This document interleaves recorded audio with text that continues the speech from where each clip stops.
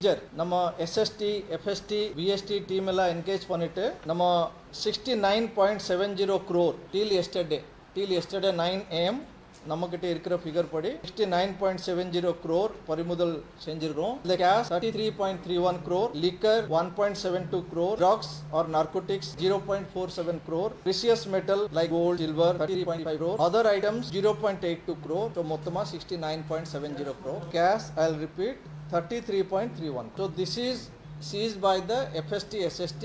அது தவிர income tax department மூலமாக கூட 6.51 crore சீஜர் பண்ணியிருக்காங்க.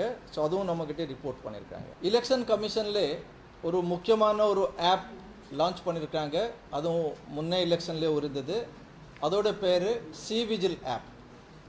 அந்த ஆப் மூலமாக நம்ம எலெக்ஷன் டைமில் ஏதாவது சம்பவம் நடக்கிறது அதுக்கு நம்ம ரிப்போர்ட் பண்ணணும்னா கூட எனி பர்சன் யாராவது அந்த ஆப் டவுன்லோட் பண்ணியிருக்காங்களோ அவங்க அதில் ஃபோட்டோ வீடியோ அதெல்லாம் நம்ம அனுப்பிச்சிடலாம். அதில் வித்தின் 100 minutes 100 minutesக்கு உள்ளே அந்த மாதிரி ரிப்போர்ட் பண்ணுறதுக்கு எலெக்ஷன் கமிஷன் அது இது பண்ணுறாங்க, ரிவ்யூ பண்ணுறாங்க. ஆல்சோ இதில் நம்ம ரிப்போர்ட் பண்ணும்போது நம்ம அனோனிமஸாக அதில் இருக்கலாம், அதுவும் வாய்ப்பு அதில் இருக்காது. ஸோ நம்ம பேர் நம்ம ஃபோன் நம்பர் யாருக்கு தெரியக்கூடாது அந்த மாதிரி ஒரு நம்ம ஃபீல் பண்ணோம்னாக்கா அந்த அனோனிமஸ் முறையில் அதில் கம்ப்ளைண்ட் கொடுக்கலாம். அதில் நம்ம GPS ஸ்டாம்பிங், டைம் ஸ்டாம்பிங் ஆட்டோமேட்டிக்காக இருக்கும்.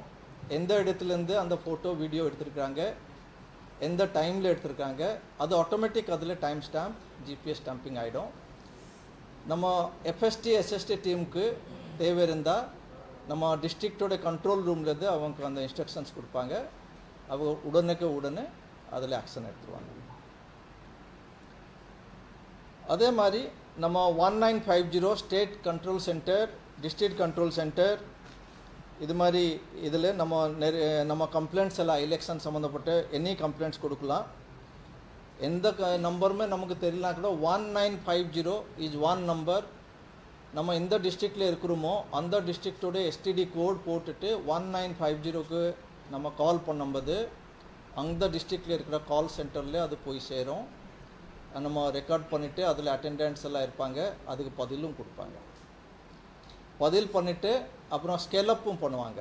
அது DOக்கு போகணுமா RO கிட்டே போகணுமா அதுவும் அவங்க அலோகேட் பண்ணி பண்ணுவாங்க. அதுவும் நாங்கள் மானிட்டர் பண்ணிட்டு இருக்கிறோம்.